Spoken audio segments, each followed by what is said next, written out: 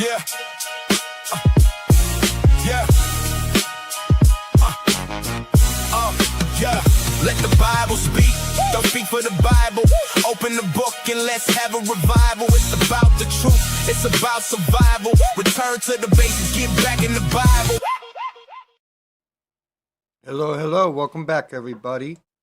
So today we're going to be talking about whether or not your soul is your being. Because a lot of Christians are under the impression that basically our bodies contain a spirit. And that spirit and material substance is our soul.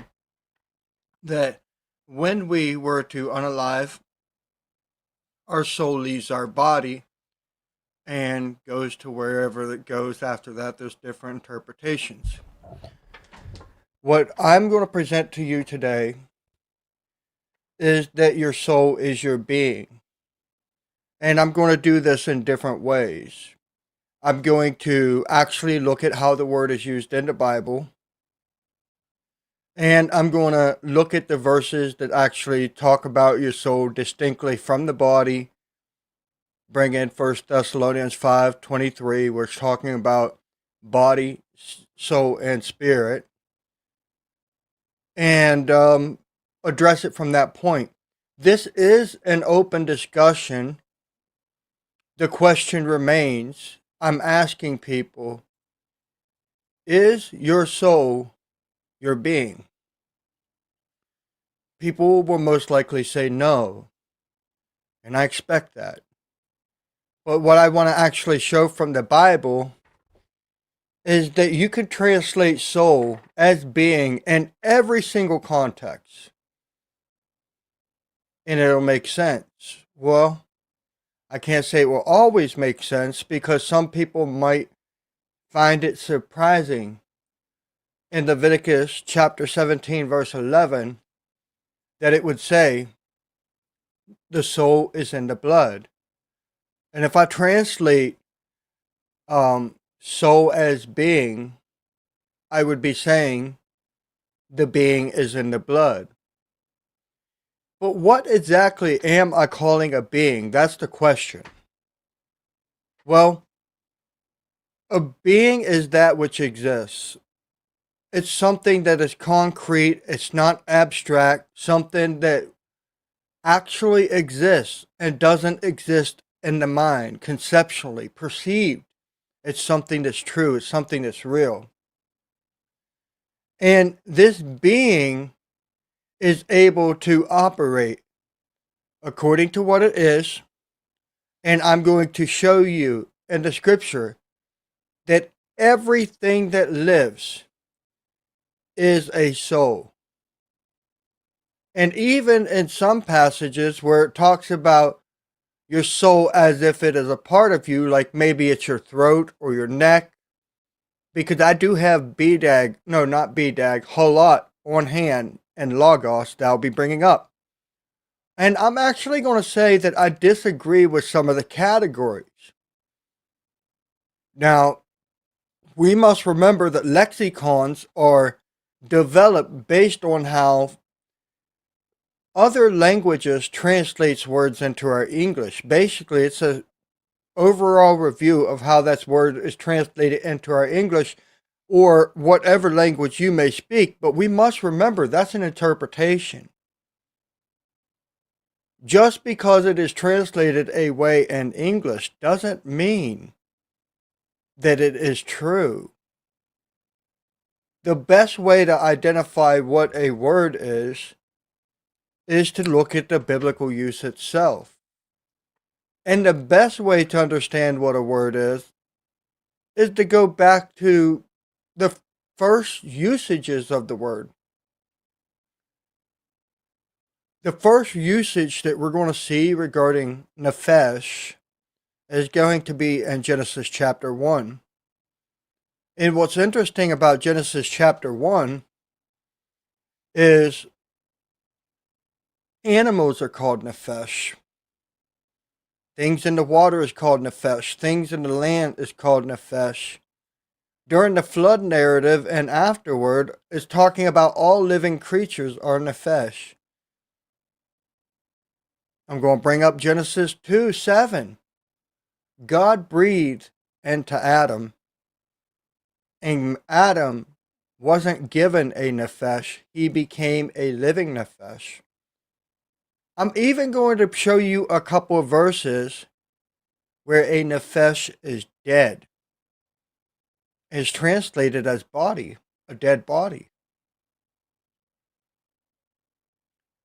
A soul is not an immaterial substance that just floats away from you when you unalive.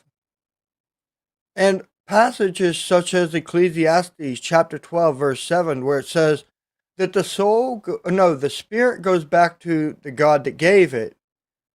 That word is ruach. That word is not nefesh. That word is pneuma in the Greek Septuagint.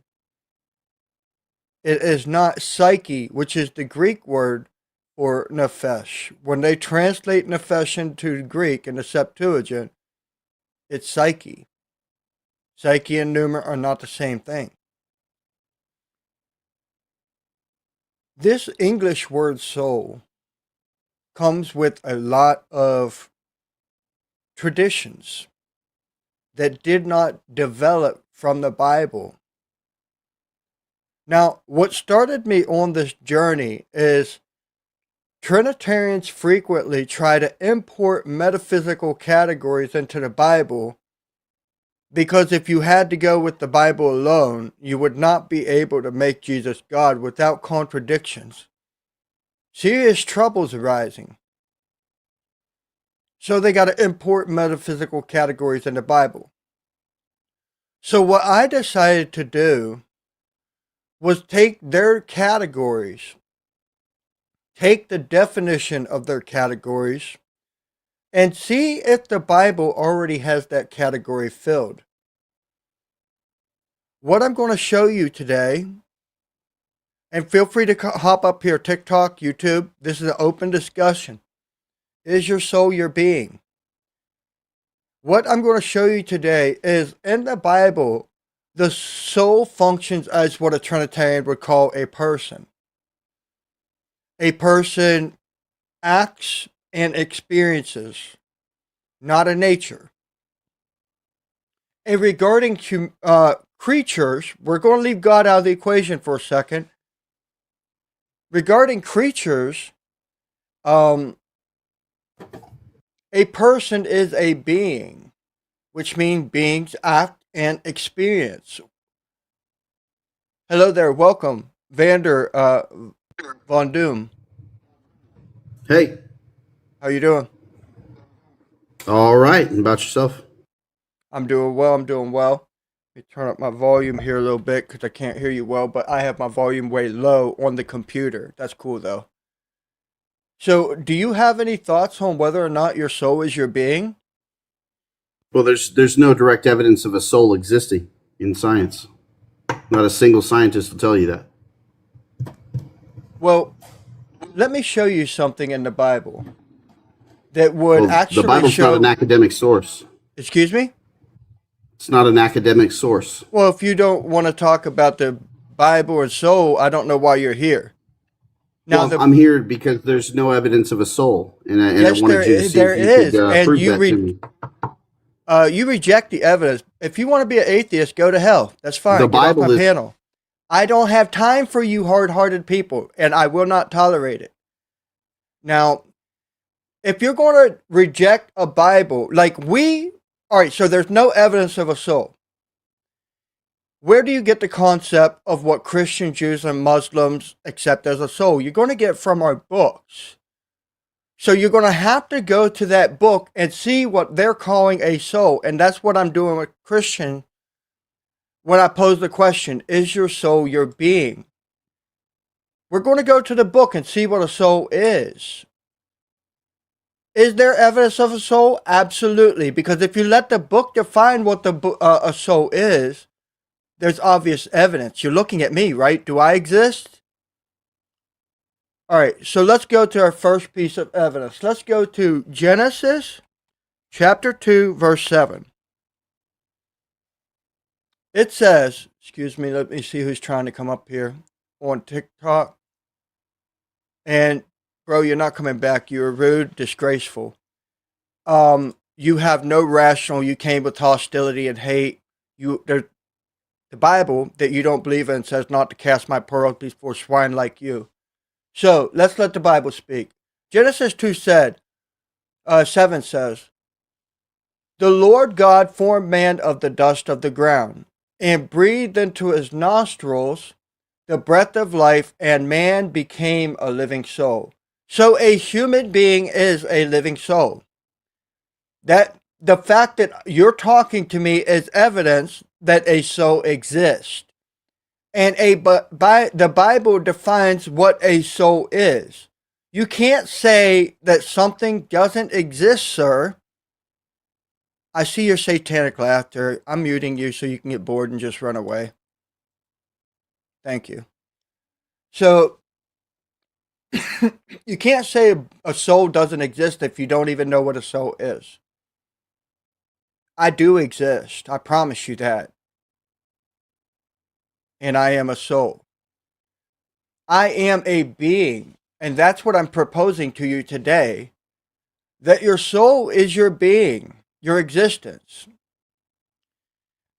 As I was saying before that gentleman popped up here, I wouldn't say gentleman, but before that fella popped up here, you can look to Trinitarian definitions of their metaphysical categories and see how a soul would fit in those categories based on Bible usage.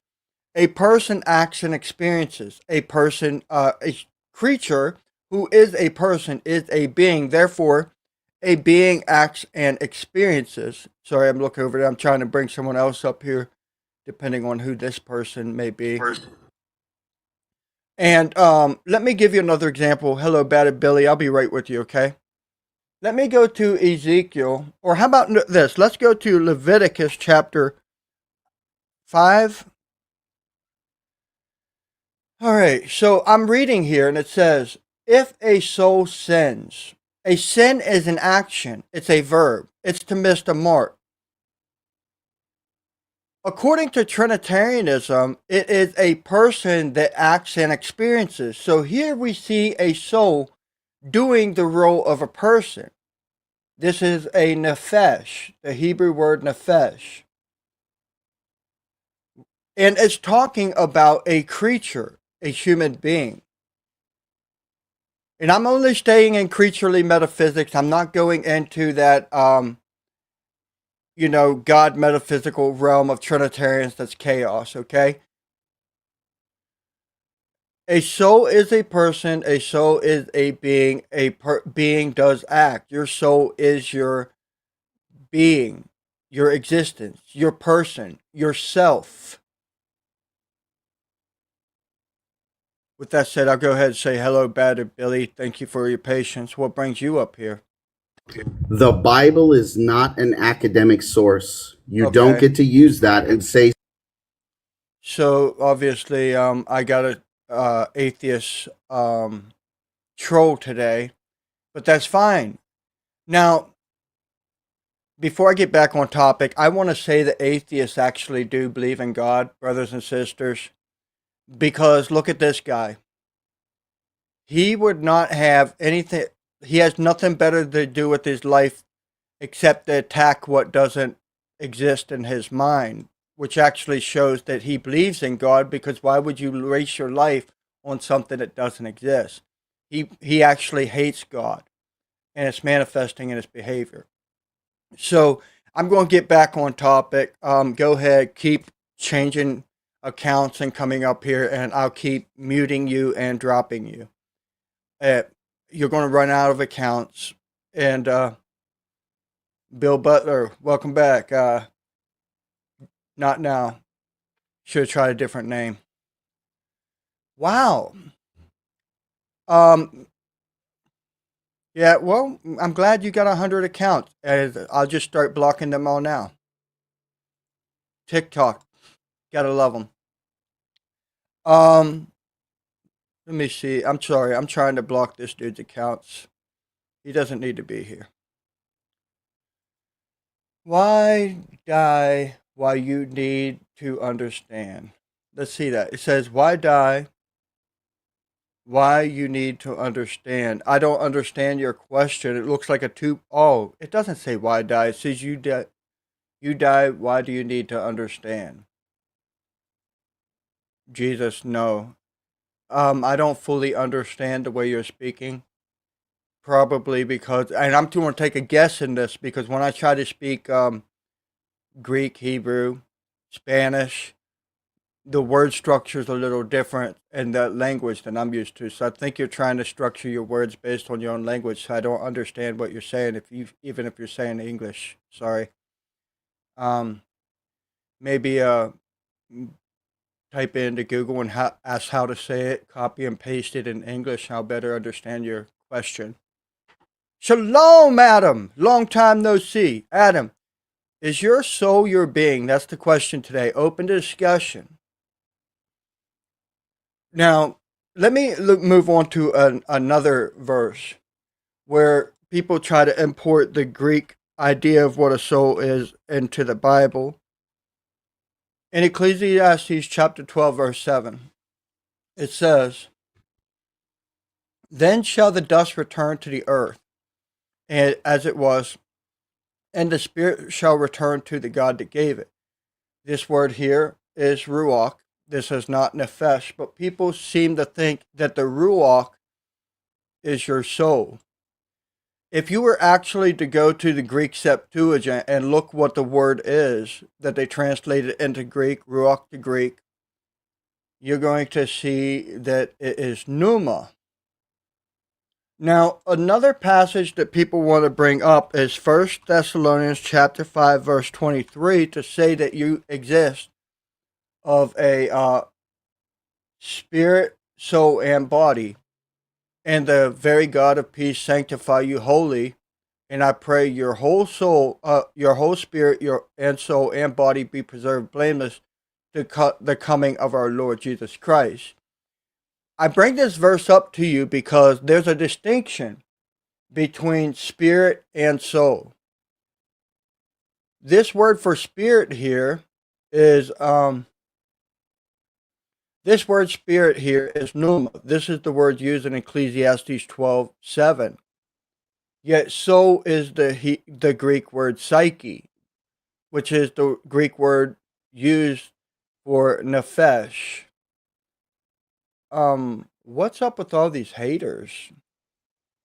If you don't need Jesus, that's cool. Go on and live your life. If you don't believe in the Bible, go on and live your life. Wow. What's up with these people? So this verse actually shows a distinction between spirit and soul.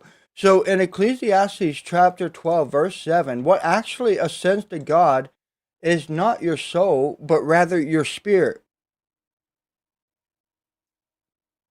But what is that spirit? That's the question. Now, I was studying one day and I came across Genesis chapter 7 verse 22. And this opened my eyes to understanding exactly what a soul is and what the spirit is that goes back to God. Now, this is my KJV. I can change the Bible to another translation. I'm going to take a guess and say NASB 20. I might be wrong, but we'll see. Okay, no, it's there. They translate this verse, "Of all that was on the dry land, all in whose nostrils was the breath of the spirit of life died." My KJV says, all in whose nostrils was the breath of life. It doesn't say the breath of the spirit of life. If you go to the Hebrew, what you're going to see is that this is the neshama, the breath, ruach, of the ruach, or of the spirit of life. If we consider Genesis, if we consider Genesis chapter 2:7, God breathed into the nostrils, the neshama of life. So the neshama of the ruach of life, what God actually breathed into Adam to make Adam become a living soul, is a breath, a neshama, which is telling us how that life is being transferred. So the breath of the spirit of life would be the breath of the animating life. That the spirit inside of us, the ruach of life, is actually an animating spirit that makes us become a living soul, or rather, I'm proposing a living being. That you would not be a being if you had no breath in you. And all things that breathe, and the water and the air and on the land, the Bible identifies as souls. There's a couple of verses, I tried to remember them. Genesis 1:20. And God said, let the waters bring forth abundantly moving creatures. What's that word for creature? Well, that's the word for swarms, but that has life. This is nephesh. Let me see if I can look at a different translation to see if it would be translated a little better. I'm going to take a guess and say maybe the RSV or the YLT. YLT usually does an extremely literal translation to the point that sometimes it sounds a little goofy. But I use it because it brings things out that smooth English leaves out. And God said, let the waters teem with the teeming living creature. Well, the living creature here would be a nephesh, the soul. So it's a teeming of souls. Or SV says, let the waters bring forth swarms of living creatures. Again, nephesh. So we can see, and we all know, that things in the water still breathe. They have different mechanical things about their genetics that allows them to be able to breathe underwater. You have things that can breathe in water and outside water. Those are called amphibians. You have things that are confounded, stuck to the land. I think those are called mammals, but honestly, there's different kinds of land animals, reptiles. These are old things I remember from school, so forgive me. But all living things that breathe is a being. So, like, when you look at things like in Isaiah chapter 42, when God says this about the servant, behold my servant, whom I uphold, my chosen, in whom my nephesh delights. I have put my spirit on him, and he shall bring forth judgment to the Gentiles. God, when he's talking about his soul, I'm going to propose to you that God is talking about his being. Now, this is a problem for Trinitarians. Why? Because if we show consistently in the Bible, and this is an open discussion, come up here and talk to me about whether or not your soul is your being, or if you think it's something else, and be sincere and not a atheist troll.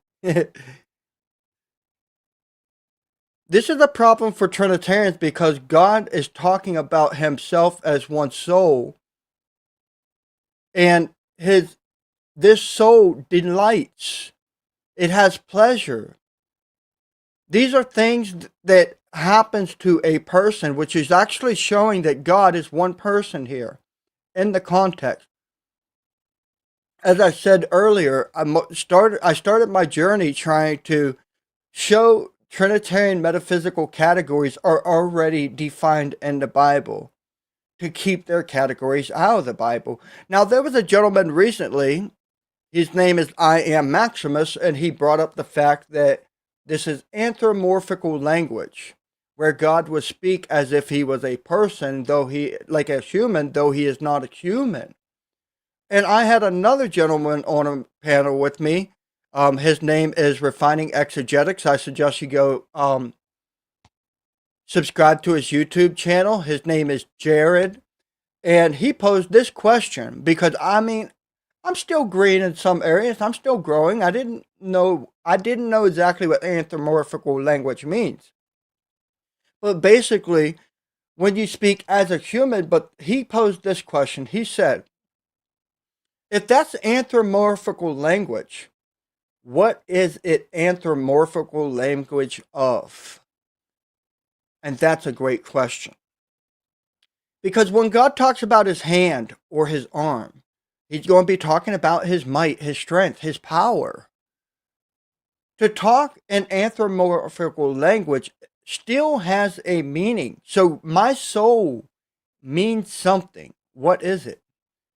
Now, according to Trinitarian metaphysics, they're going to say that it is a person that experiences and acts and is acted upon. And a desire, a delight, a good feeling is an experience that happens to a person. So let's just say, and I think it would be absurd for Trinitarians to say that God isn't a being, which is what I'm proposing soul is, but Trinitarians want to redefine being as an essence and not a concrete subject such as a person, because they don't want God to be one person, as the Bible teaches that he is. But when God's talking about something desiring in response to himself, and he's referring to his person, God's person desires or delights in this servant. When God's soul gets angry, God's person gets angry. When God speaks in relationship of my soul, it's functioning as self, which shows that God is a self. He is not three selves, he's only one. Now, if you actually really were sincere with reading this context, and you just let the Bible speak, you have somebody here talking about this servant who this passage in Matthew is attributed to Jesus. Jesus cites it about himself, if I'm not mistaken. It might be Matthew citing it about Jesus, but I thought Jesus said it about himself. I can be wrong, but it's definitely cited about Jesus. Now look what happens when we get down to verse 6. This person says, I have called you. I called you. There's a distinction between this person that's referring to himself, his being, his soul, and Messiah. And I will hold your hand, which is language of I will protect you. You and I are different languages. While it is true that one can speak of themselves in a third person, and it's said that that actually expresses wisdom, to speak of yourself in a third person. One never refers to himself as a second person from himself. This is clearly a distinction in person, in the context. And the person here who is distinct from the Messiah is referring to his soul as his self, that he is a soul, he is a self, he is a being. He is functioning as a person, a real concrete subject, not an abstract conceptual idea. And this person says this in verse 5, thus says the Lord God, he that created the heavens, that stretched them out and spreads out forth the earth, that which comes out of it. He that gives breath, Ruach. No, actually that's Neshama. Ruach's in the next clause. Neshama, the one who breathed into Adam, to the people on it, and the spirit to them that walk therein. This is Ruach. This person is distinct from the Father. No, not the Father, from the servant. And that's why it's good for us. And I'm still waiting for anyone that wants to have a honest intellectual conversation to come to the panel. I'll double check my YouTube, But if I'm not mistaken, I already pinned that link on my YouTube. All you gotta do is hit that link and you can join my YouTube. I'm checking on it right now and make sure I'm not wrong. Yeah, it's pinned right above where it says chat. You know, it says let the Bible speak, yellow highlight. Click that. You can come up here and have an open discussion with me. Is your soul your being? So let's talk about something else real quick. Let's go to let me bring something else to light to you. Let's go to Matthew chapter 10 verse, I think it's 28, where Jesus says, "Fear not those that unalive the body, but are not able to unalive the psyche," the Greek word for nephesh, the soul. "But rather fear him which is able to destroy both psyche and body in hell." What's the word for hell here? Gehenna. This refers to the second death. Gehenna in the New Testament refers to the lake of fire, which is the second death.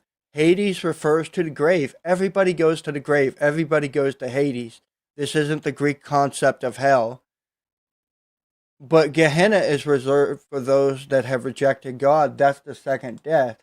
Now, your soul actually perishes in the second death.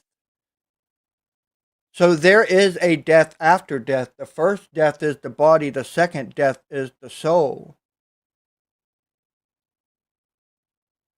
I bring this up because let's go to a passage like Ezekiel chapter 18. I'm going to say 18:18, but I don't remember the exact verse. So I'm going to take a shortcut. What? Oh, I'm in Exodus, not Ezekiel.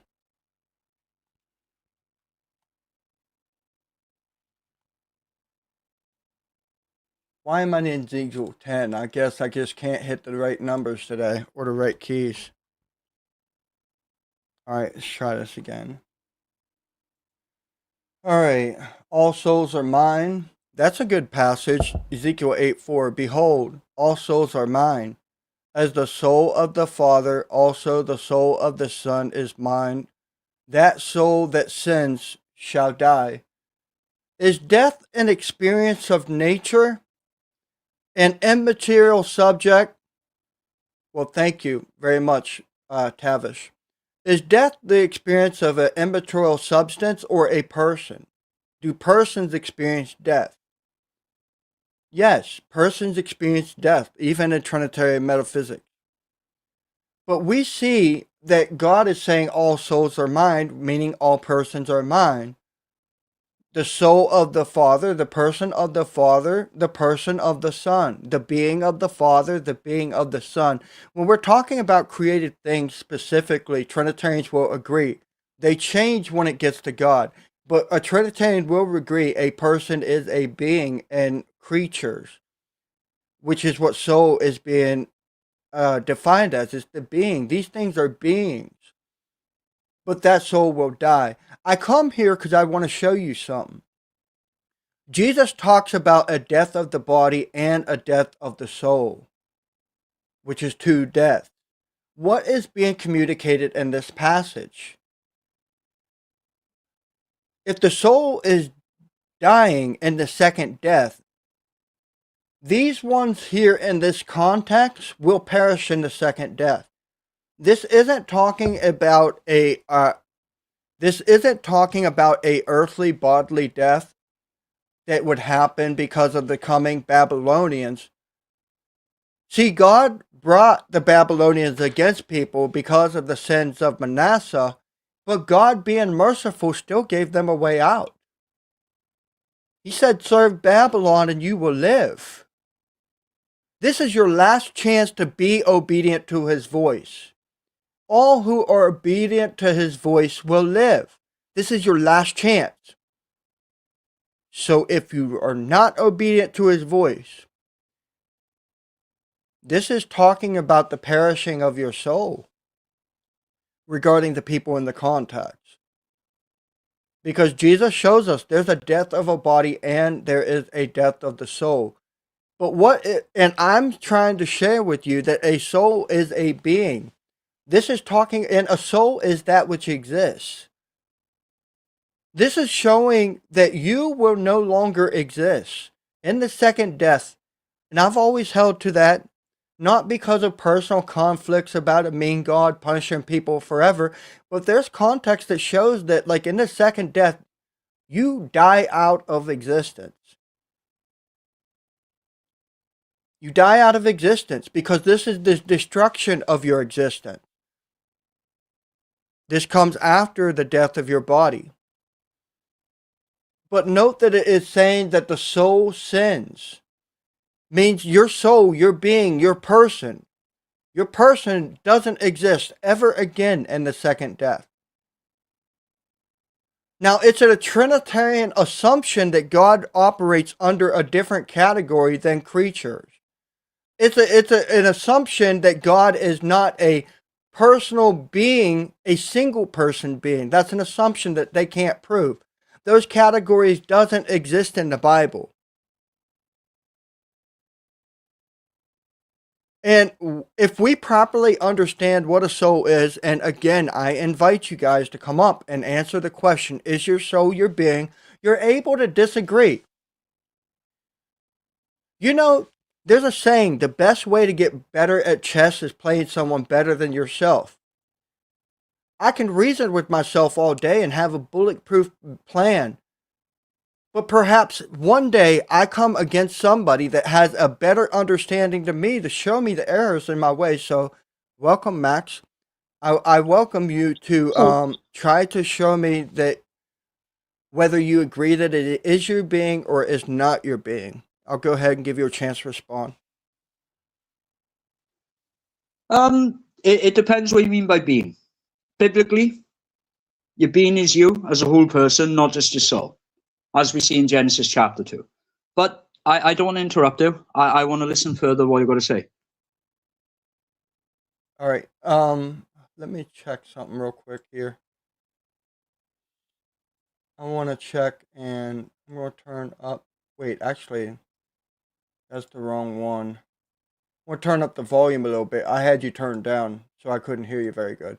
I heard you, just not very good. I need to hear you good because I'm hearing impaired. No, it's okay. All right, cool. Do you need me to repeat myself, or you did hear me? Yeah. It sounded like you came up here and said it depends on what you mean by being, but you're going to sit back and listen for a moment. Am I wrong? No, that's right. Biblically, your being is you as a whole person, not just your soul. Yeah. So I believe that your being is your person, which is why you see soul doing personal actions and experiencing personal experiences in the Bible. That the being is the person. The person exists apart from the body because the spirit that goes back to God is the animating spirit of life that causes your body to be alive, and as a result created an existing being. But when that body dies, it doesn't mean that your person ceased to exist.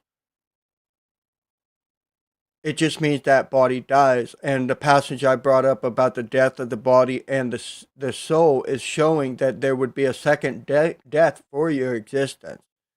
That there's still hope beyond death. That you can still exist when God gives us all a new spiritual body, as it talks about in 1 Corinthians chapter 15, after the resurrection. Now, I was on a flow of things, and I kind of don't remember exactly where I was going to be. So I was over here in Ezekiel 18. I was talking about how the souls that sins functioning as a person, and Trinitarians assume that God doesn't have a soul in their Greek understanding of what a soul is. They might accept that God is a soul if I define it as being, but then they change the definition of what a being is. when it comes to God, because a being is a hypostasis, a concrete subject, a person. But Trinitarians can't let God be one person. Therefore, being can't equal person. They have to redefine being and person to have a Trinity. But the May Bible I doesn't interject support that. Sorry, may I interject a little bit there? Because I think there's a pre-assumption about what Trinitarians believe or say. Now, to us, to me as a Trinitarian, when I read the New Testament, Jesus had both a human soul and a human spirit. We can check Matthew chapter 26 if you'd like for that, or Luke 23. It's up to you. But that's not what Trinitarians teach or believe. Well, there's different Trinitarians. That's just True. the common one. But would you say Matthew what? We can check Matthew chapter 26. You'll have to forgive me. I can't remember the number of the verse, but it goes, then saith he unto them, my soul is exceedingly sorrowful, I think. If I misquoted, I apologize. Yeah. Yeah, so here you would see the soul functioning as a person. Jesus is referring to his being as being sorrowful. Is that what you were trying to bring up? Well, yeah, here we have Jesus saying, I think is it verse 38? Yeah, I can see it a little bit on the screen. I'm on the phone, so you'll have to forgive me. You have Jesus here explicitly saying, my soul, correct? Yes. Oops, Is sorrowful. Excellent.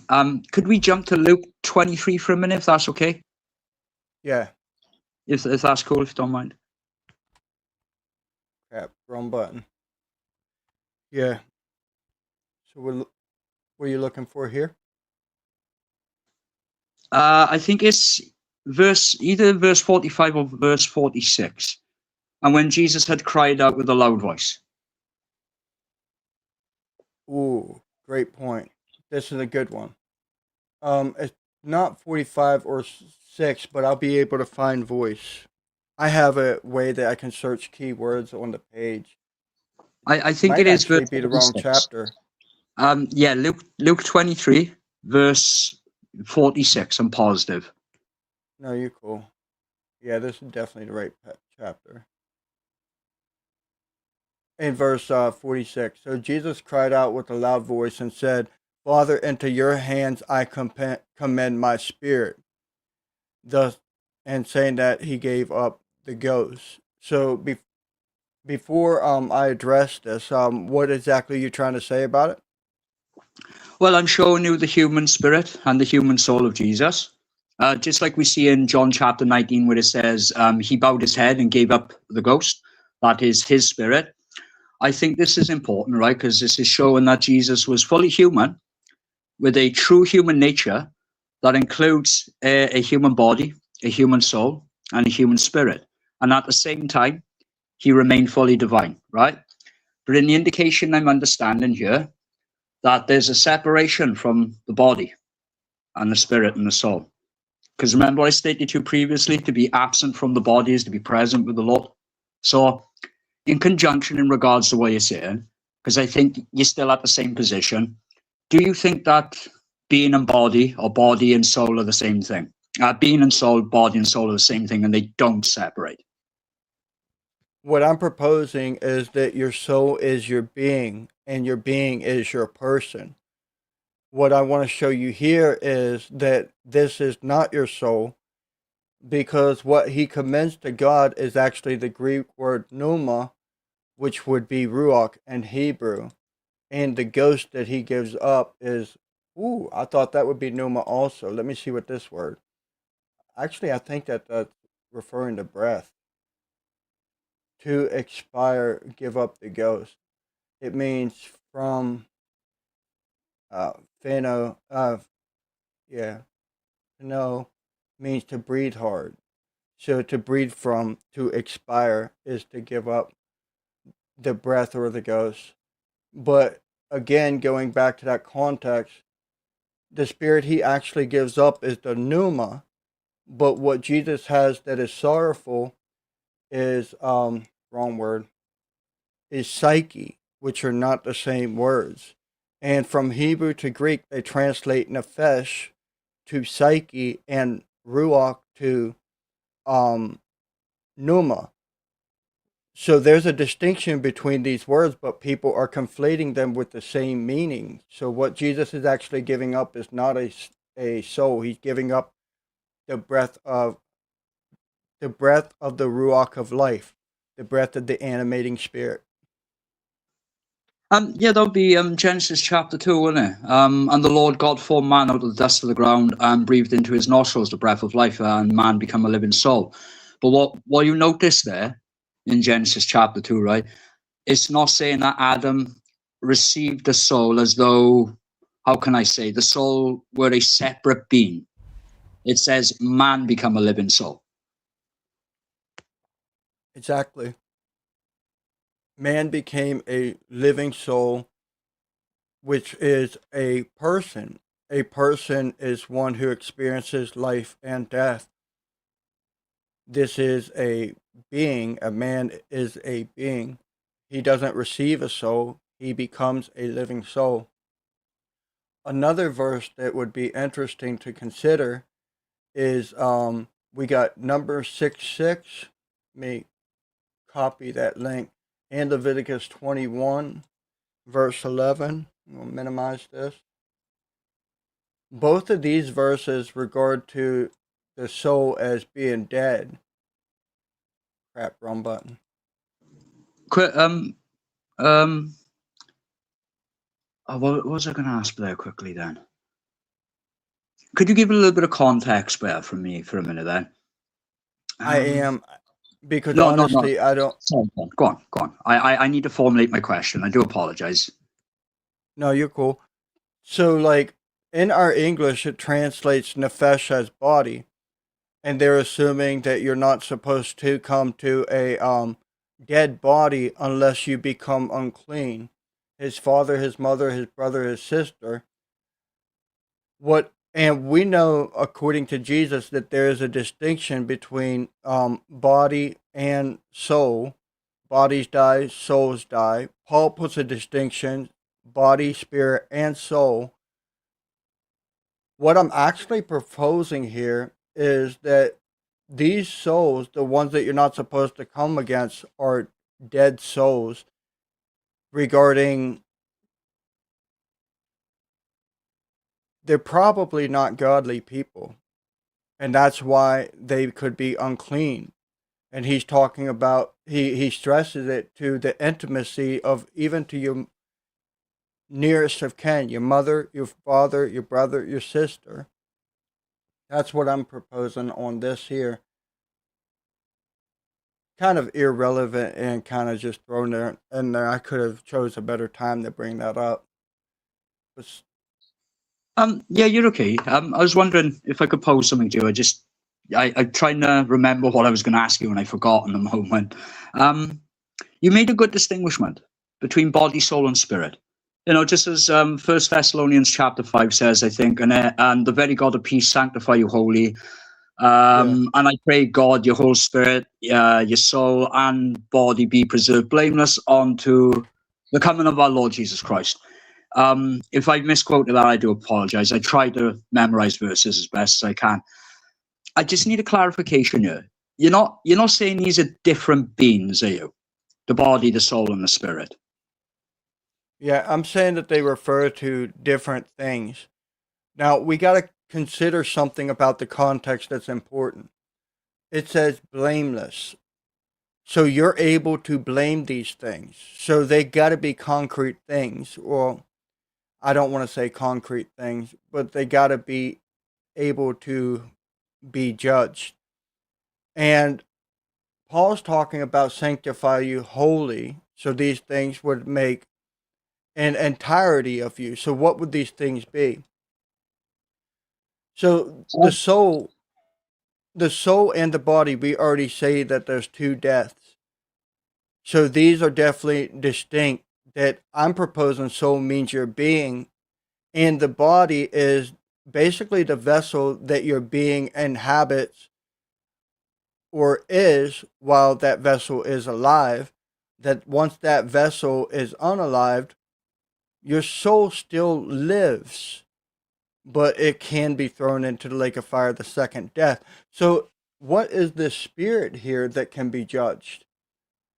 And I want to propose that that spirit is actually your inner disposition, your character, your attitude, basically your heart.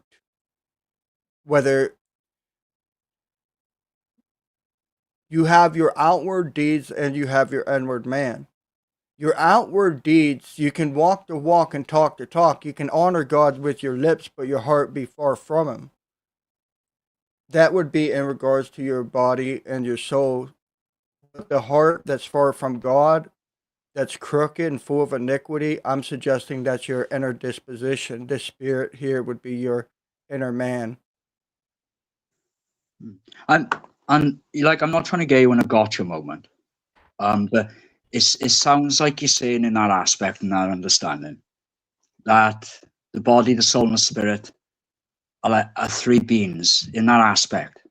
If I am listening to you clearly, if I'm misconstrued, I apologize, but it sounds like you're saying that. But from my Trinitarian perspective, right, I would say to you that a soul is not a separate being, right? Likewise, nature is not a separate being. Jesus is one person, one being, possessing both divine nature and a human nature, which fundamentally right now is exactly what we're touching upon, because we're talking about body, spirit, and soul. And like you mentioned about the first death, the second death, we know the first death, we know the second death, and to be honest with you, neither one of us wants to be part of the second death, if the Bible is very explicit and clear on that. But yeah, in regards to what you're saying, that's what I would state, that a soul is not a separate being, and likewise with the nature is not a separate being. Jesus is one person possessing both divine and human nature. All right, so real quick to settle it, no, I'm not suggesting this is three beings. The only thing I'm claiming to be a being is the soul, not the body. The being operates through the body while the body is alive. And I'm suggesting that the spirit would be the inner disposition relating to your heart, your desires, and things like that. That it is actually the soul that the spirit reflects the soul, the desires of the soul. The soul is your person, the soul is your being, and the body is that which it operates through. You would be judged not just according to your deeds, but also according to your heart, which is why Jesus encourages us to clean up the inside so that the outside would also be clean. Because people clean the outside, but the inside is filthy. That's what I'm proposing. I'm not saying these are three different beings, but there are distinctions. No, that's fair. That's fair. Because I would say in that manner, otherwise that would be more of a philosophical claim rather than what the Bible states. Like you mentioned, the nefesh, yeah, or the ruach, or the enuma, yeah, person and body, yeah. But it doesn't say the soul is a being. What Scripture often would refer to as souls, or to mean the whole person. For example, like I pointed to Genesis chapter 2, where you notice Adam became a living soul. It doesn't say that verse, or that verse doesn't say that person, received a separate being or called a soul. But in regards to this, though,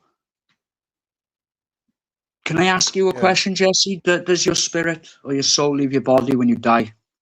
Is your fleshly body left here on earth and you depart and you go to the Lord? Because I agree, when your body dies, your consciousness, your soul, your spirit don't cease to exist. I understand that. But your fleshly body on earth, you don't take to heaven with you, do you? So what's interesting, when you asked that, I had some things to come to mind. Is I think we would all agree that persons sleep. And what I believe actually leaves the body is the animating spirit, the spirit that causes your body to be alive.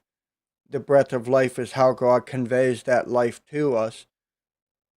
But when our body dies, our being sleeps. And now that I say that, is I'm sitting here wondering if our being needs to have a vessel to actually be awake in. Because we all know Jesus says that, or the New Testament repeatedly talks about death and sleep, but they're equal. But what actually dies is the body. So your nefesh goes to sleep, but when does it awake again? When it receives a new body. So the Bible doesn't indicate the nefesh goes away. That the nefesh is just your existing person that exists in a body of some sort, or as a body of some sort. And in order for us to wake up again, we have to have another body. How's that? You don't believe, excuse me, I was taking a drink then, awful sorry. It sounds like to me you believe in soul sleep or a type of purgatory. And I'm curious to that one, real curious. When we look for the gospel, 1 Corinthians chapter 15, I can't remember the verse explicitly, so you'll have to forgive me. But it says some are asleep. That's a euphemism for death. You know that, don't you? Yeah. I don't fully understand. I'm sorry. Could you bring up 1 Corinthians chapter 15, the gospel? Moreover, brethren, I declare unto you. Yeah. Because in a manner, it sounded like you said that we're sleeping. Now, I'm curious to that, right? Because before Christ came, you'd agree, went to Abraham's bosom, Sheol, etc., right? But then when Christ came, Christ crucified, Christ rose, we see a change and a shift, don't we? That all spirits and souls now are going to Christ, correct?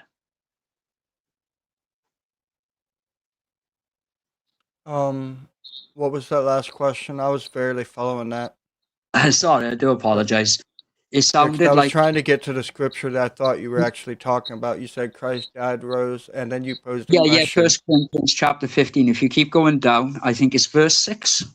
Might be verse 6. Yeah, not verse 6. Seems It's, it's 12. where it talks about them falling asleep. Yeah. It's a euphemism for death. Where as a Christian, when I read the Bible, I don't see that then as soul sleep or purgatory. Because if you remember when Christ was on the cross and the thief turned to him and he said, remember me on this day. And he said, I tell you now, and I'm paraphrasing, surely you will be with me on this day in paradise. So when that thief died, he went straight to Christ. Yeah? He didn't go to sleep. He went straight to the Lord. I personally believe that that's a mistranslation, because the word translated as this day is a kind of a compound between the definite article the and the Greek word for day. So it's the day, and that implies it's a definite day. It doesn't imply a day that's near. It doesn't imply a day that's near. It doesn't imply a day that's far. It's just talking about a specific day. Because if you were to hold to that, you would have to believe that Christ actually ascended. Well, it depends on what you call paradise. If one would call paradise heaven, you're going to have to assume that Jesus ascended to heaven before he actually ascended to heaven. And he told Mary not to touch him, that he hasn't yet ascended to his Father. So I believe that what he's actually expressing is, on the day, you'll be with me in paradise, meaning when that day actually comes. And soul sleep, I definitely believe in soul sleep, because what I'm suggesting is your being, your nefesh is you. And when you die, your nefesh sleeps, because that's what the Bible says. So your soul sleeps, your person, your being sleeps until it's awakened with a new body or with a judgment of the lake of fire. Isn't that contradicting the words of our Lord himself, though? Because he spoke these words in Luke chapter 23, when he said, and he said unto Jesus, Lord, remember me when thou comest into thy kingdom. And Jesus said unto him, verily, and you know what that means? Verily, I say unto thee, today shalt thou be with me in paradise. Today thou shalt be me in paradise. He's not saying tomorrow. He's not saying a couple of days later or a week. He's literally saying today. Luke chapter 23, I think, verse 42 to 43. All right. So And it's I'm going to actually straightforward. show it to you. Max, you're going to have to get used to something about me, okay? Our English translation is an interpretation. It doesn't mean it's the proper interpretation. That's why I always appeal back to the Greek or the Hebrew. Right. But now you're slating on my countrymen and my country people, who worked hard on translating the scriptures from the Hebrew, from the Greek of the King James Bible. Yeah, they were very I'm sorry, transparent. but people make Very mistakes. transparent. People make mistakes, but how is it time and time again that the KJV has withstood, and yet all these modern day Bibles haven't? Like my brother, prime example, Man Apart, brought up something with you before about modern day Bibles making God a pimp in Deuteronomy, but yet when we read the KJV, we have the correct translation, and God is definitely not a pimp. Just like we see, I think, is it Psalms 119 or 110? Max, your people are not superior to God. I don't respect the English translation. Never said they were, and I'm not saying the English is superior to the Greek or the Hebrew. I would never make that claim, ever. Well, no, you said that I was insulting your people or coming against your people that translated the Bible. Right. And what I see is you're very zealous for your Bible, and you seem offended when I contradict the English by appealing to what was actually written in the foreign language. Could you represent me properly, please? I'm offended that you're taking the words of the Lord and out of context or twisting them. Well, let me explain the word, and we'll get around this real quick. So today, this word right here, let's have a look at it. So this word is a compound. It's a neuter as an adverb of a presumed compound of the article ho and a mera on the, that is this day or night, current or just past. I will disagree that is this. This is a definite day. Now, what was the context? Let's see if it said exactly what you said or if you were paraphrasing. Okay, so it says, Lord, remember me when. So this is the time frame. When you come into your kingdom. And Jesus says, on the day, you'll be with me in paradise. So the day that Jesus actually comes into the kingdom, that's when he is with him in paradise. And now that we can let the Bible speak, the kingdom that Jesus actually enters into is what is being referred to as paradise, and it's not heaven itself. Okay. It's the kingdom. What? It's the earthly kingdom. So sorry, no, I just listening and agreeing with what you're saying. I do apologize. I think that's where you mistakenly dropped me last night. You thought I was interrupting you, and I weren't. I'm just like, okay, I'm listening. I'm listening attentively. So within verses 42 to 43, then, right? Could you break that down then? Could you break that down and give an example with the predicate nominative? So, if I see it, I will. Hang on, with the understanding by now, right? With the predicate nominative, could you show me from these two verses the subject, the linking verb, the complement, the location, and the adverb of time? And I think that's very relative and important because you want to talk about grammar.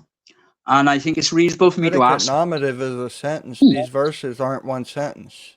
I agree. So within their understanding, though, there is a subject, there is a linking verb, there is a complement. There is an advent of time and a location. Because you would say the location would be paradise. The advent of time would be today. And then there's a complement from Christ with me. Yeah? And then you've got the linking verb. Right. This The would linking be- verb, the linking verb shall be, and then the subject would be thou, which is you. Yeah, I don't think you agree? understand what you're talking about because Or there's I no do. predicate nominative here, Max. I totally agree. I totally agree with you. I totally agree. Okay. There's no predicate nominative, but I'm asking you, can you give me the subject, the verb, the complement, the adverb, the time and location? Because it sounded like you were speaking in a manner that there is a predicate nominative here, and I got confused. No, I didn't. I was just telling you. Let me rephrase. Like, I'll explain the 2 verses to you, and hopefully it answers your question. And he said to Jesus, so the thief's talking to Jesus, Lord, remember me when you come into your kingdom. So the time frame and the context of when the remembrance will take place is when Jesus comes into his kingdom. Then Jesus says to him, truly or verily, I say to you, the day you shall be with me in paradise. So when Jesus actually enters into the kingdom, the day would be that day. He will be with him in that kingdom, which would also be paradise.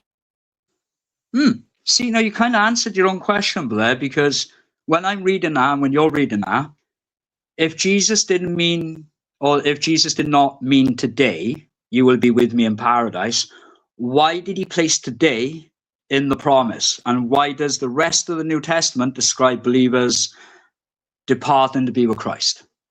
I think that's a fair question. So they chose an adverb that has a definite article with it because that would be a specific day. If they wanted to talk about today, they would use the Greek pronoun, demonstrative pronoun, hutos, meaning this day. And let's just say that he was talking about that day. They would use the Greek demonstrative pronoun ikonos, meaning that day. But rather, they chose an adverb meaning the day, and this is a specific day that's marked when Jesus actually comes into his kingdom. And when is that specific day? Because Christ there on the cross is saying to the thief, Today is this not day. a proper translation. It Well, has to be the day. Okay, so could you show me where the prepositional phrases are then? Prepositional phrases for what? Right here's a prepositional phrase. Yeah, This is an adverbial phrase. Well, a prepositional phrase. With me, correct? That'd be With me, yeah, prepositional. that's a prepositional phrase. Where's made the of other meaning one? accompanying or among. Yeah. So where's the other one? Where's the other prepositional phrase? The other indication. What prepositional phrase are you referring to? Oh, it's right there in paradise. That's only one. Other implies another, so I don't know which other one you're talking about. I don't see any others in these 2 verses. No, but you agree with me, right? That there's no predicate nominative here, right? So the prepositional phrases would be Max, the indication I think you're of just trying to paradise. sound smart, man. Maybe you should not, because I beg your pardon. when you're speaking Why on sound- things you don't fully understand, you're actually Wow. you sound okay. incoherent. I'm not sounding incoherent. I don't think you can follow and understand what I'm saying. And I think you're being rude now You as don't well. know what you're talking about, so stop pretending. I'm going to be blunt with you. Right, if I don't know what I'm talking about, then why did Jesus say today? He You've didn't got to say answer this. that. He didn't. But he said did, the though. It's day. right there. Read it out, Jesse, for yourself. Reconcile it for yourself. Is a compound of ho and a mera. What is ho? No, read the verse and reconcile it to yourself. All right, that's what I'm saying right there, Max. I don't respect the English. You understand? I appeal to the Greek. The English is mistranslated. It's a specific day, and it doesn't require that it must be today, tomorrow, or yesterday. It's just a specific day. That's what the Greek conveys. I don't respect the English translation. You're trying to hold me accountable to a mistranslation. The KJV is not a mistranslation, and you're contradicting yourself because you're saying now the It Greek is a is on. mistranslation. According Yeah, to Strong's, yeah, ho is the definite article the, yeah. sometimes to be supplied at others omitted in English. It's an idiom. It can be translated as the, this, that, one, he, she, it, based on the construction. But a definite article in English is the. This word is a compound between ho and mera. A mera is referring to, hold on, of demonstrative of amai, hamai, to sit akin to the base of that word, meaning tame, that is gentle, day, that is literally the time, space between dawn and dark, the whole 24 hours. It's talking about day. So the most literal, concrete interpretation of what this word actually means, it's the day. It's a definite day. And a Excellent. definite day isn't limited to today, tomorrow, or yesterday. We Amen. have, well, today would be a mistranslation because Hang, that's a hang, certain. Jesse, are you listening to what you're saying, bro? And I'm not trying to take shots here. I'm trying to be favourable to you. Don't put your hand in your head and shake it, right? Because you're not paying attention to what you're saying. You were literally saying the Greek is giving you the Max, you're understanding. so full of pride that you're not listening to me when I'm not even trying Wow, to be combative my with good you. sir, please cut the nonsense from me, bro. You don't know what you're talking Don't about. gaslight me, bro. I'm a man just What's like you. gaslighting, Jesse? You don't want me to treat you like that. Don't treat me like that. What's gaslighting, Jesse? What? What's gaslighting, Jesse? What does it mean? What you just said, I don't remember exactly what you said right now, okay? Because it slipped my mind, but what you said was gaslighting. Right, and I'm asking you, Jesse, give me the definition of gaslighting because you seem to chuck it out a lot. You'd always tell The me I don't know what I'm definition is talking about. the day. Right, you said from the Greek that is on about a specific day. You said you don't trust the English. So Rather than according to the context, what would you propose would be the day according to the context? that day, bro. That day, I have to take Christ on His word. I can't just read it and go, "Oh, he meant Thursday." But on the context of these two verses, what day is he talking about? A general time frame. Literally, right? When that thief died on that cross, right? And he departed from his body, he went to the Lord. Read it, Jesse. Reconcile it to yourself. Come on. You even agreed now that the Greek says a specific day, right? And we can clearly see in verse 43, we can clearly see that, thou shalt be with me in paradise. Verily I say unto thee, on this day. What day? The day that Christ was up on the cross and he's speaking to the thief, when Christ himself gave up the ghost, right? From that That's point, not what the context is. The context gives you a time frame, and that's the definite day. It's right here. Right. When you come into your kingdom. Right. And he said unto Jesus, Lord, no, you're wrong, but there. You're wrong, but there, because I asked you earlier what was the advent of time, and you didn't answer me.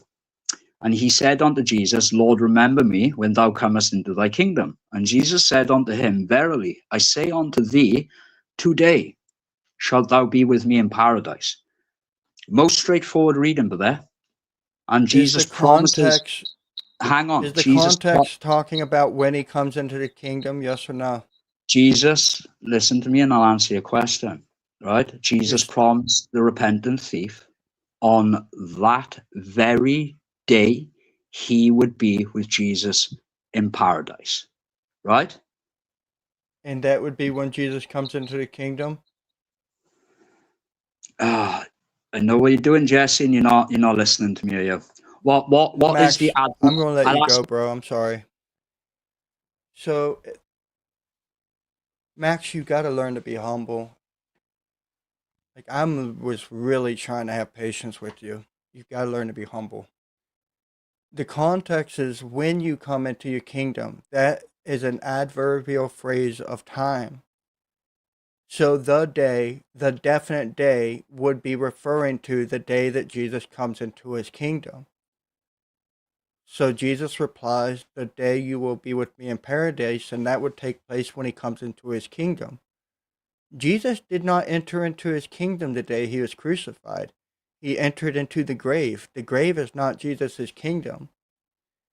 You guys understand that? I hope the world understands that right now. Now, how did we get here? Because he tried to combat, or no, he tried to address the fact that I'm saying that souls sleep. The context of the live, don't forget, is your soul your being?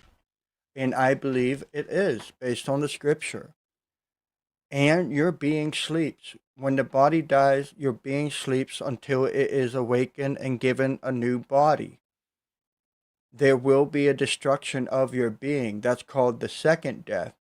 Those who are faithful to God and obedient to his voice, the second death will have no dominion over them, and they will receive a new body and come into the world to come as an incorruptible person. That's what's being expressed to us. And we sleep till then. You don't go to heaven. You don't go to the lake of the fire. You go to the grave and you go to sleep. What happens to your soul at that point in time? Does it detach from your body? No. Your soul, your person, your being, it sleeps, it rests, it's still, it's dormant, it has no activity. Your body lays in the earth, your being lays in the earth. What is the spirit that actually goes back to God? That is the neshama of the ruach of life. That's the ruach of life. That's the living spirit, what causes your nefesh to actually be alive. That's what's being expressed to us. And I think it's important that Christians understand what a soul truly is according to the Bible and not according to the Greek. Now, on Logos, I have the Halot lexicon, and I've looked up the word nefesh. It's right here. And it has a whole lot of material that you're going to have to search through and study.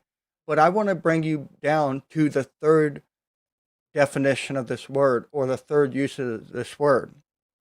It's breath, inhalation, that which makes a person and an animal a living being. Soul, but markedly different from the Greek concept of soul. What Trinitarians present to you is not the biblical definition of soul. That's a Greek concept of soul. And the best way, I believe, though I will disagree with Halot, and I challenge anybody to bring me a verse in the Bible. This would probably be a good challenge for Jews that know the Hebrew, because people who don't know the Hebrew, we don't see every word that nefesh is translated.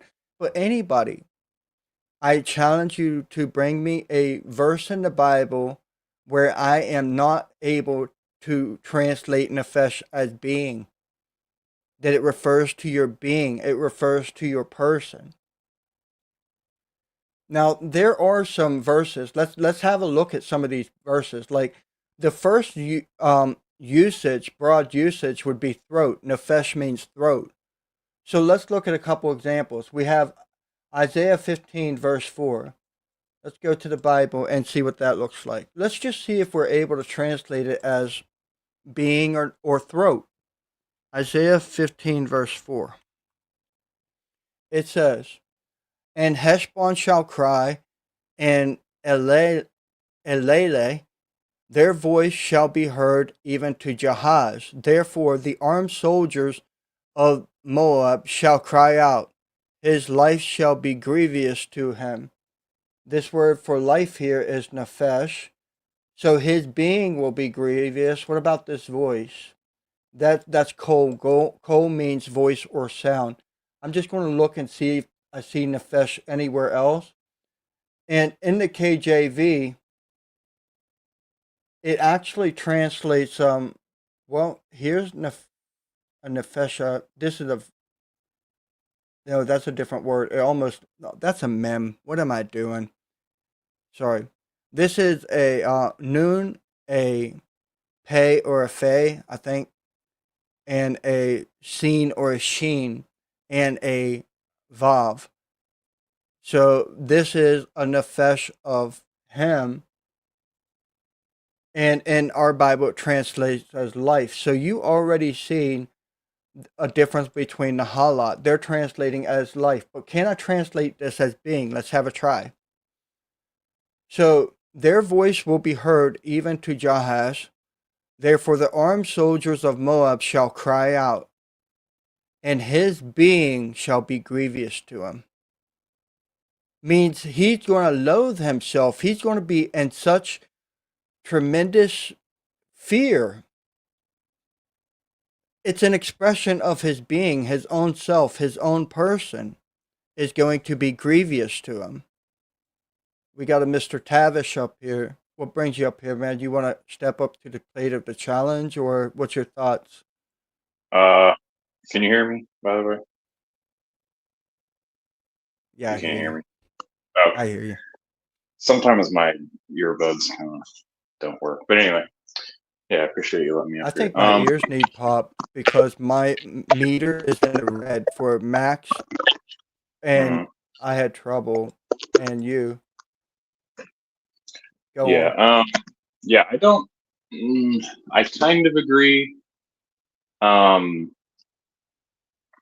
think that soul just refers to like a living creature. Well, more specifically, one that breathes the breath.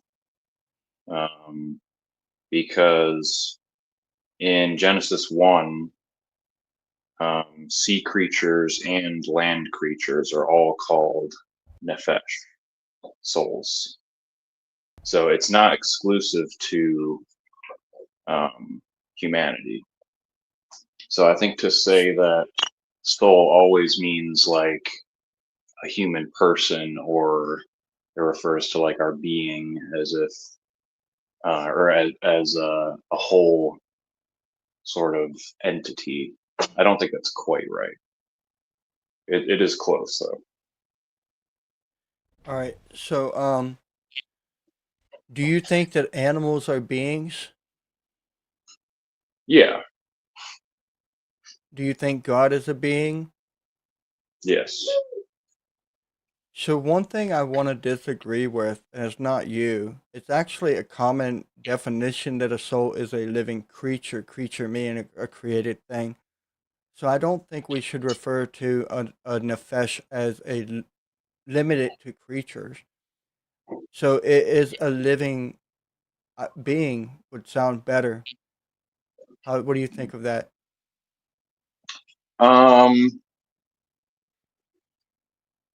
Yeah, I mean, I think that it is associated with breath in a way. I mean, I've heard, some Hebrew scholars talk about this. Well, specifically, I don't know if you know Tim Mackey from the Bible Project. Because the definition that he gives is basically it literally refers to like a throat, but it more figuratively refers to like something that breathes. And that's why it's applied to both animals and humans. And also, it is sometimes used literally as throat, or like kind of a double meaning when I don't remember which psalm it is, but one of the psalms it says, "My nefesh pants for you like as a deer pants for water." And so it's equating this longing for God with a deer panting for water. And I think his point is that it has kind of that double meaning where it's like it refers to like literally the throat being thirsty for water, but also, your whole being thirsting after God. I think that so I issued a challenge, and I don't know if you heard it, but it kind of applies here. So I challenge someone to bring me a verse that nefesh is used in it that I wouldn't be able to translate nefesh as being in Hmm. that specific verse you brought up. I still see it can be translated as being. Is talking about your existing self. Is Okay, what so actually pants for water. I agree. I guess my question then would be, what do you mean by being? So the definition of a being is that which exists, meaning it is real, it is not conceptual, and people are beings. And the word nefesh is always associated with living beings in the Bible, even when they translate it as body parts or even body itself, is still in reference to something that is alive or able to live. Right. So, And okay, so specifically, you're saying it's a living being, a being that's like that has life, that has activity. a being is something that is real and not conceptual, meaning it isn't a nature and it is real and it is limited to living things like rocks are real, they aren't conceptual, but they Right. aren't beings in the same way as a living thing would be. You Right. understand? Yeah, because that's what I was So about to bring. I was going to say, is a being a rock, or is a rock a being? I was going to get you, but you got it. yeah, I mean, a rock would be a being. It is that which exists, but the soul is only used in reference to things that have life. So then, but I'm saying that it expresses that living thing's actual existence. So if it affects that thing, if it refers to that thing's actual existence, it would be that which exists. And seeing that beings function in the Bible, like Trinitarians would call a hypostasis, a person's act and are acted upon and experienced. And you see that in reference to souls, that they experience emotions, they have desires, they're able to do actions such as sinning, and sinning has a wide range of actions that you can do to be a sin, you know. So you can see that a soul is able to function as a person, but in typical metaphysics, a regarding persons, their person is their being. Their hypostasis is their being. So that's why it all makes sense. Yeah. Yeah, I agree.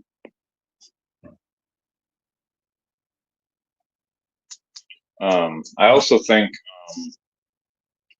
when we talk about the spirit, because people who, well, I guess let me ask you this: do you believe in dualism, where there's the body and then there's something else, whether you call it soul, spirit, whatever, that has a metaphysical existence, but that's not physical?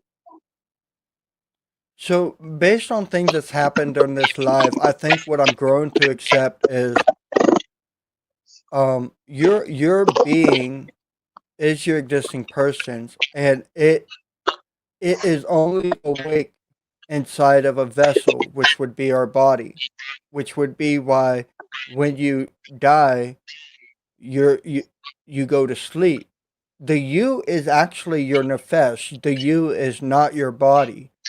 So without a body, the you, your being, your soul actually sleeps until it's woken up and given a new body for it to exist in, for it to be able to operate again. I mean, Okay. and something else, there's a lot of scriptures that I'm trying to harmonize, and a lot Hmm. of people they don't try to harmonize them all. So these are points that I'm growing in as we speak in this live. Yeah, I appreciate that. I mean, a while ago, I also looked at I think I got through every single usage of Nefesh. I mean, that was years ago, so I don't remember all of them. But yeah, it certainly, you know, souls can uh, unalive. Um, you know, it says that many, many times throughout Scripture. So I would define soul or nefesh, I'll just say nefesh specifically, as the whole of a person, which is body plus life or spirit.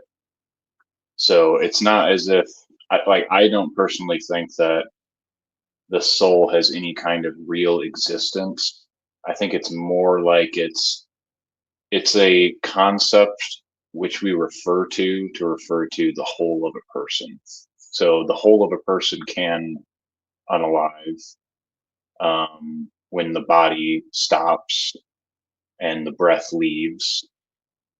But I don't think that, I guess you could say in some sense your soul still exists even after the body stops. But it's more like God has a perfect memory of your whole being. And so when he resurrects everyone, he resurrects everyone perfectly back to their real existence. The whole, even though it is a new body, it's still the same type of existence. Or, sorry, it is the same person, it's the same existence, even though it's a different kind of body.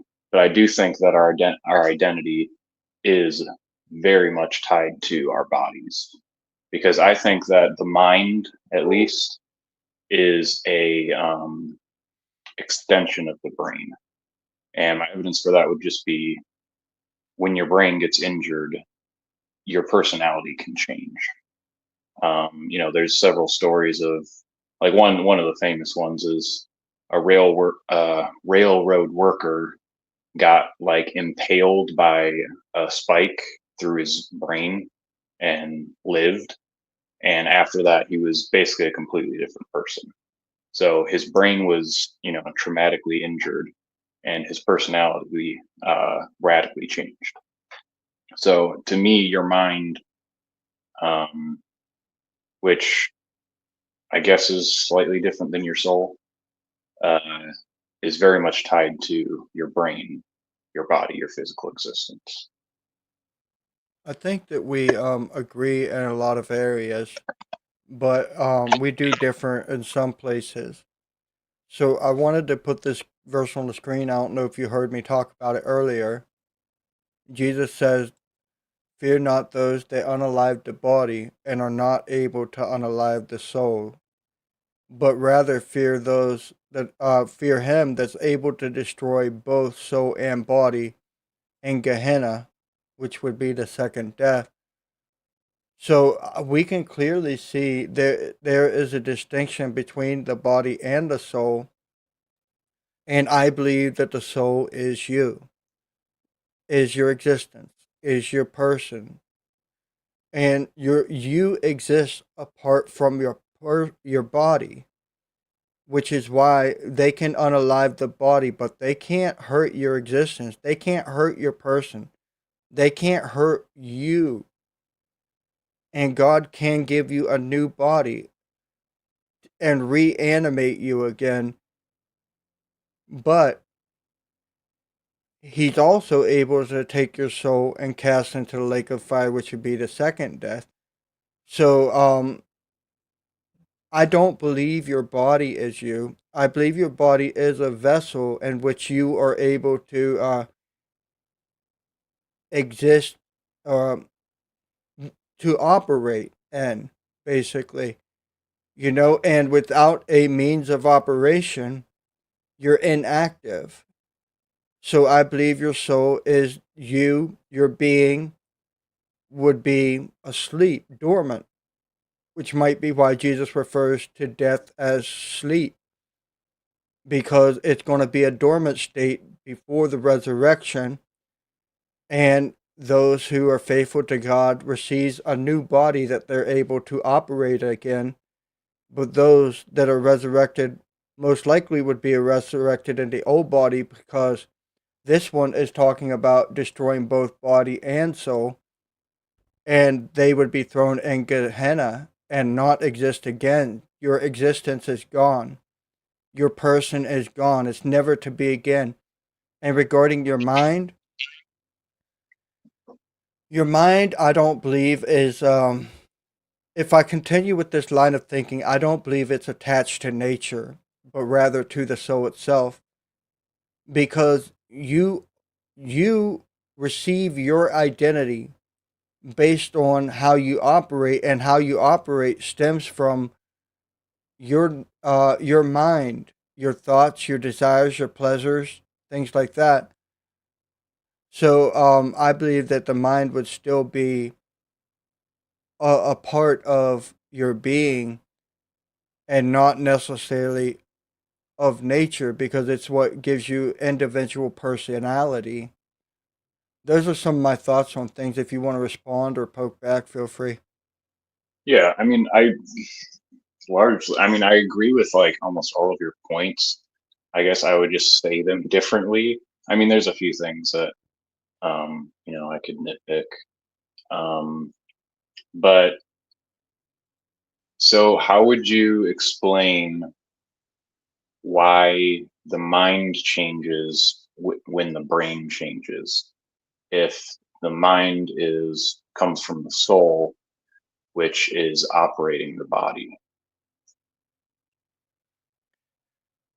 What evidence would we have that a mind changes when the brain changes? And that's a genuine question. Well, like I said, when people have traumatic brain injuries, I mean, not all the time, but their personality can radically change. They have different likes and dislikes. They have different demeanors, different attitudes.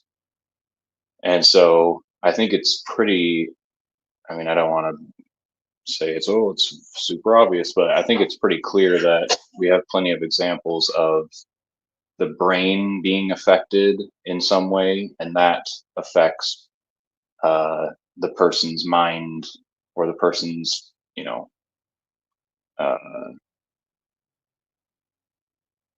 personality, mindset.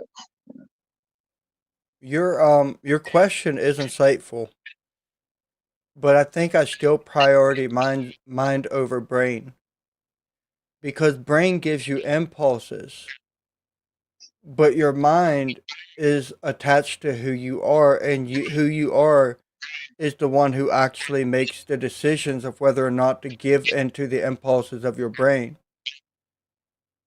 But perhaps the brain, in some situations, can affect you from being who you are. And you can find this in some kind of illnesses like hyper activity or something like that, hyper other activities. So if we were to think about that backwards, that maybe an injured brain might prevent a person from being who they actually are according to their mind. So basically, I'm suggesting that it might be a wall that keeps the mind from operating, not necessarily controlling the mind. That would be my thought. Because this is something that we should both agree on. Your brain has impulses, and there's something that causes you to exercise self-control, whether you choose to use it or you don't.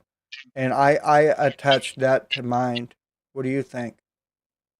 Yeah, I do agree that there's self-control, there's free will. You make genuine choices. Now, I'll admit I don't have an explanation for that, a physical explanation for that, I should say. Like, I don't have, I don't know everything about the brain, but at the same time, you know, we really don't know that much about the brain. So it's very hard to make a claim that, well, it can't come from the brain because we don't know how it works. And that helps you too, because you could also, because I could ask, well, how does the mind or the soul interact with the brain, the physical? And you could just say, well, I don't know. And so you don't necessarily need an explanation to make that claim. But I would say my claim is a little bit stronger because, I think mine is just, well, we don't have the brain all figured out. Whereas yours, you would have to explain, how a non-physical thing can control or interact with a physical thing. Yeah. Well, I want to come back closer to the question of is your soul your being, and try to focus on whether or not what the soul actually is, Sure. because we're going off into deeper conversations regarding brain and mind, and I want to try to stay biblically founded. And the Bible doesn't really talk about brain and mind in the way that we understand it today. So you bring up some good points, and I still lean to I still lean toward what I originally was stating, because different reasons, but I want to come back to the topic. Yeah. Yeah, I don't think we disagree that much. I mean, like on the overall, like, the soul can unalive, it can go to sleep, or you go to sleep, and then at the resurrection you get a new body. Like, we agree on all that. I think it's just there's some really nitpicky things that we could, speculate on for hours, but I'll let you get back to your thing. I mean, I'll stay Do on you it. think Oh, go ahead. do you think you and I agree that the soul is the being?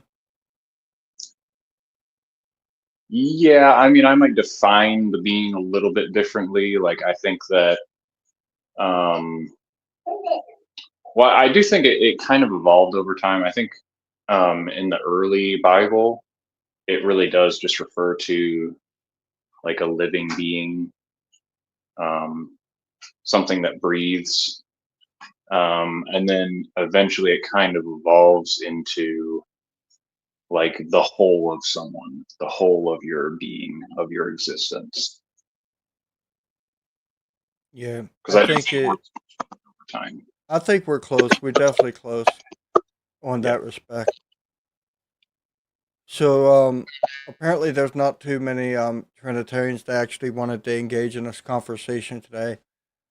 But I think it would have been insightful to have someone actually push back. Max tried to push back a little bit, and it actually ended up in a topic that was unrelated to soul and being. But it would be nice having more pushback, because when people push back, they provoke, new lines of thinking.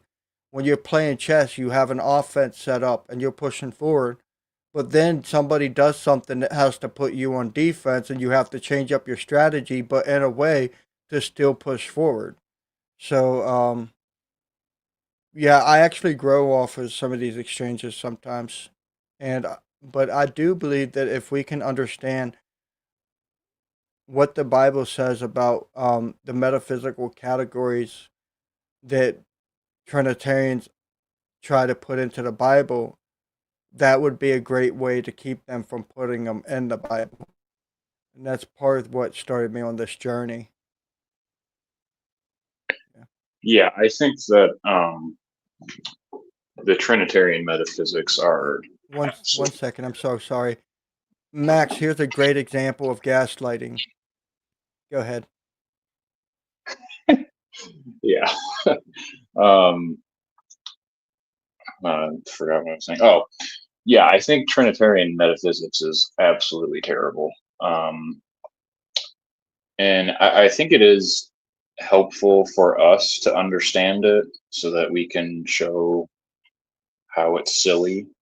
But I try not to get into metaphysics too much because I think there's way too much speculation.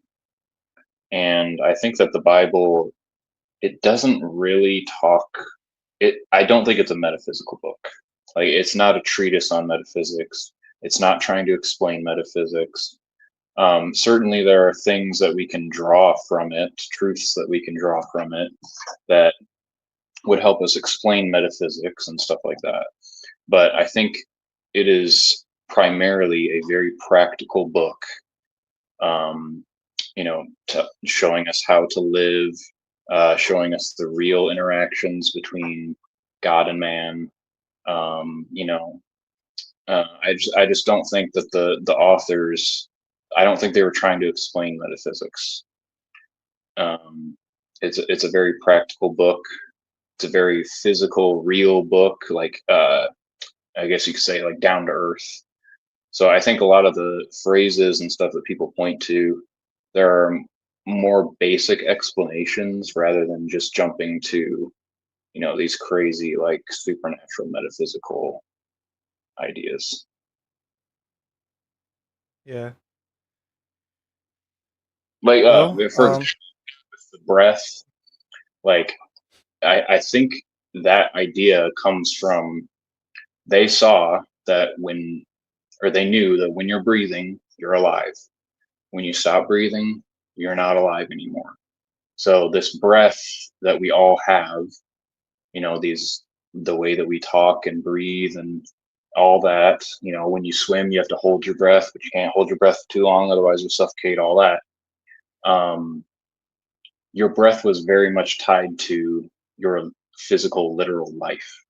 And so when they're talking about God giving us breath or the breath returning to God and stuff like that, it's not so much that there's this metaphysical breath of life that exists. It's just, no, we breathe when we're alive, and when you stop breathing, you stop living. yeah. I just curious. I looked up the definition of metaphysics. It says it's the branch of philosophy that studies fundamental nature of reality and existence. And if that's what metaphysics is all about, is the study of what's real and what exists. You're talking about that right now. You know, when you're breathing, you're alive, you're real, you exist, and when you don't breathe, you're not alive, you're not real, you don't exist. I'd hate to say you don't exist though, because obviously the you must exist to be able to breathe again and be judged for the previous you, or receive another body and it's still the you. Yeah.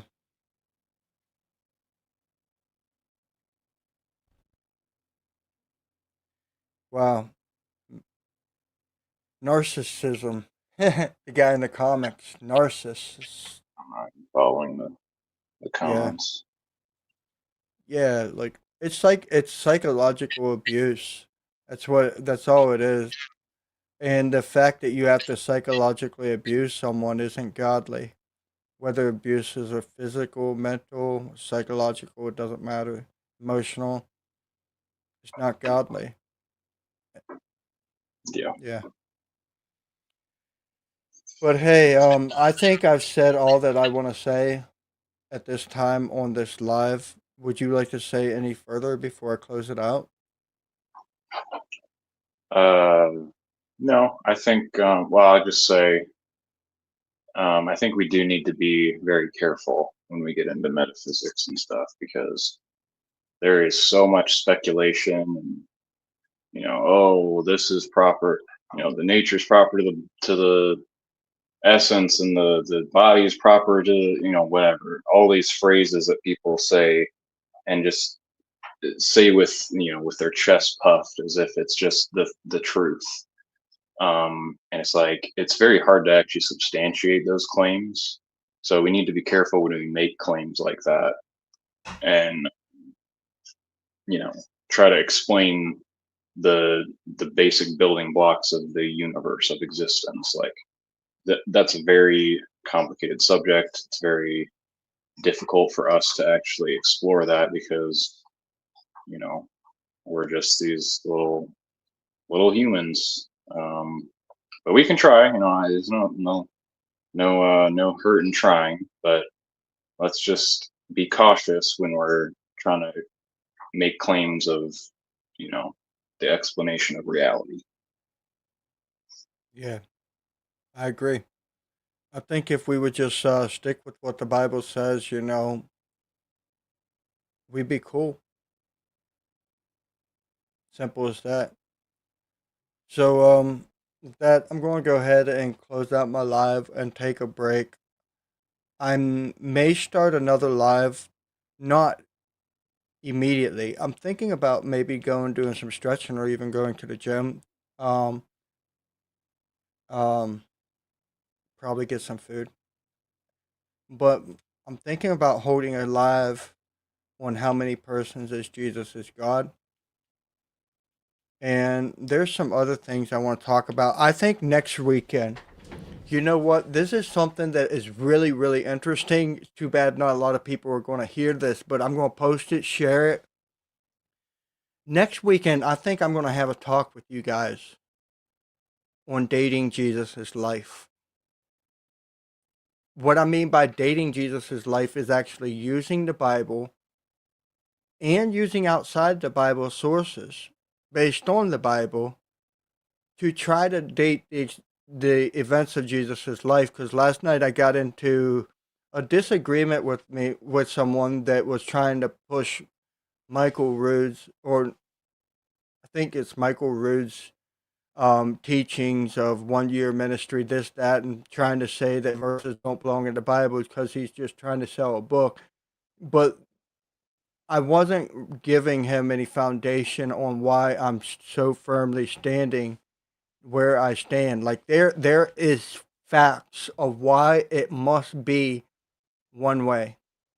And honestly, maybe next week I might make that a whole weekend thing.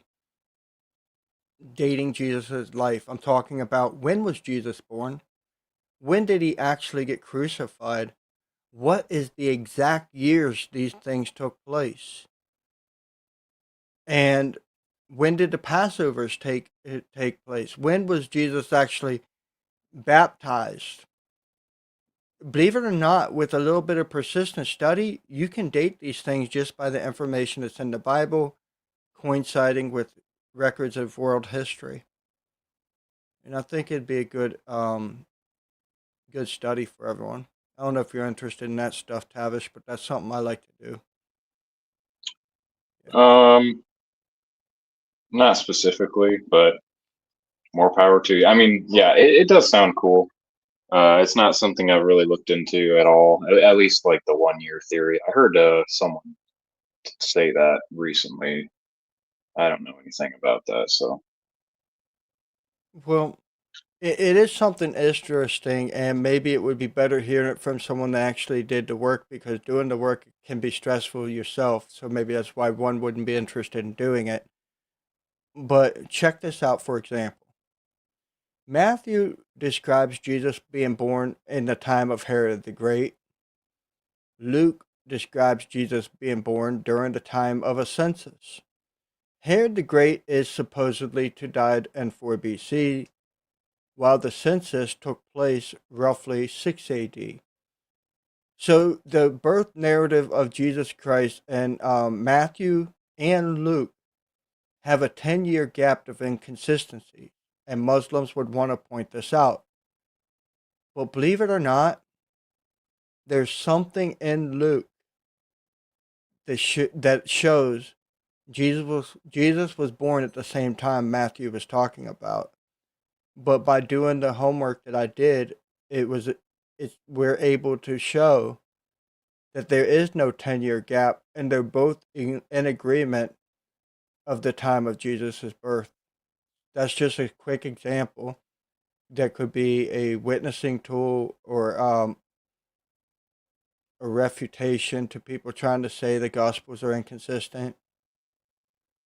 Yeah. One dating thing that I am pretty interested in is the dating of the Exodus. I don't know if you've looked into that at all. Like when the I dated Exodus that too. Yeah. We'll have to talk about that sometime, but that'll be another story. That might have to wait for my winter break. Yeah. Yeah. All right. So that said, everybody, I'm going to close out for now. I may have another live in a little bit. Next weekend, we can look forward to the continuation of the Exodus study. Tomorrow, I'm also doing an Exodus study. And then next weekend, we're also doing a study on dating Jesus' life, trying to come up with a timeline that we can put with world history to know when Jesus actually lived and died. Shalom. May God be with Right. you all.